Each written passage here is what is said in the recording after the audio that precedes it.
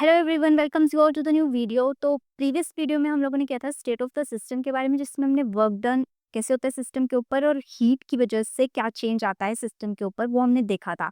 तो आज मैं यहाँ पर एक जनरल केस लूंगी सबसे पहले, तो जिसमें हम किसी सिस्टम की स्टेट को चेंज कर सकते हैं by the work done and heat change both, मतलब दोनों हम उस सिस्टम पे अप्लाई करेंगे। ऐसा हम एज्यूम कर लेते हैं, तो हमारे पास चेंज इन इंटरनल एनर्जी आ जाएगी हीट एंड वर्क डन के सम के इक्वल।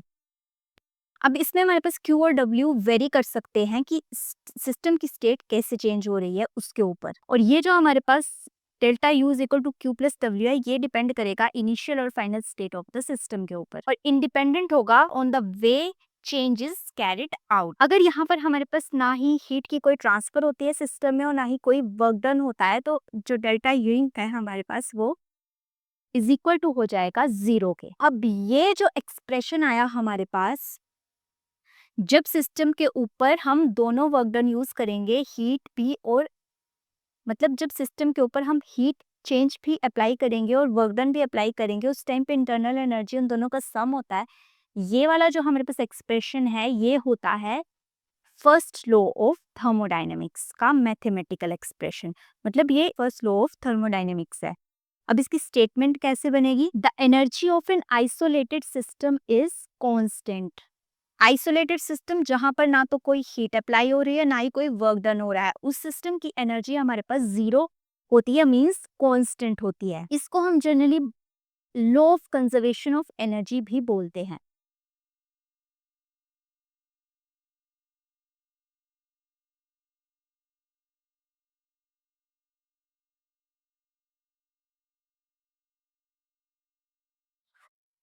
जिसमें एनर्जी ना तो क्रिएट की जा सकती है और ना ही डिस्ट्रॉय की जा सकती है। मतलब हमारे यूनिवर्स की एनर्जी सेम रहती है, सिर्फ एनर्जी सिस्टम और सराउंडिंग के बीच में ट्रांसफर होती है। ना तो हम एनर्जी को क्रिएट कर सकते हैं और ना उस एनर्जी को हम डिस्ट्रॉय कर सकते हैं। अब कोई लो जब क्रिएट होता है तो ऑब्वियस सी बात है, अगर उसके प्रोज होते हैं तो उसके कॉन्स भी होते हैं, मतलब उसकी एडवांटेज होती है तो उसकी लिमिटेशंस भी होती हैं।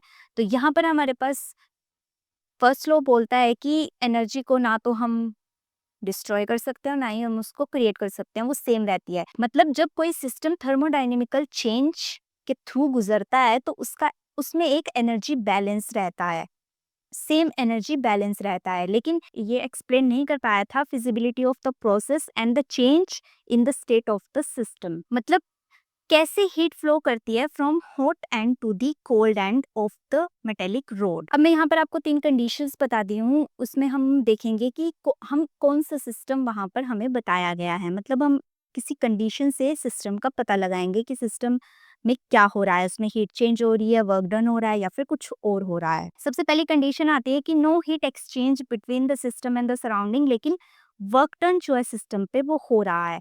तो इस कंडीशन पे हम कौन सा सिस्टम एज्यूम कर सकते हैं? नो हीट एब्जॉर्ब, मतलब सिस्टम हीट को एब्जॉर्ब नहीं कर रहा है लेकिन सिस्टम के ऊपर वर्क डन हो रहा है। तो सिस्टम हीट एब्जॉर्ब नहीं कर रहा है, इसका मतलब तो ये है कि उसकी वॉल इंसुलेटेड है, मतलब ये प्रोसेस एडियाबैटिक है। और जहां पर मैं बात करूं कि वर्क डन हो रहा है, वर्क डन होगा सिस्टम में तो एनर्जी चेंज होगी, एनर्जी चेंज मतलब इंटरनल एनर्जी चेंज। तो हमारे पास सिस्टम बन जाता है जिसमें हमारे पास वॉल जो है वो एडियाबैटिक होती है। अब सेकंड हमारे पास केस आता है इसका ऑपोजिट, सिस्टम पे वर्क डन नहीं हुआ है लेकिन जो हीट है वो सिस्टम से सराउंडिंग की तरफ को मूव हुई है, मतलब पास आउट हुई है। इसमें हमारे पास एक्सप्रेशन बनेगा -Q और थर्मली कंडक्टिंग वॉल प्रेजेंट होगी। थर्ड केस आता है कि सिस्टम पे वर्क डन भी हुआ है और सिस्टम को Q अमाउंट ऑफ हीट भी सप्लाई की गई है। तो इसका मतलब है सिस्टम जो है हमारे पास वो है close. Delta U is equal to Q minus W।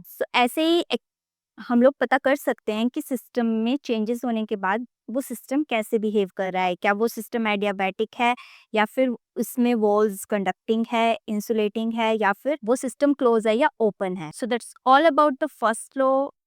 First law का मैथमेटिकल एक्सप्रेशन, उसकी डेफिनेशन और उसकी लिमिटेशंस एंड कुछ एग्जाम्पल्स। तो मिलते हैं नेक्स्ट वीडियो में। Till then keep exploring and learning and with विज्ञान।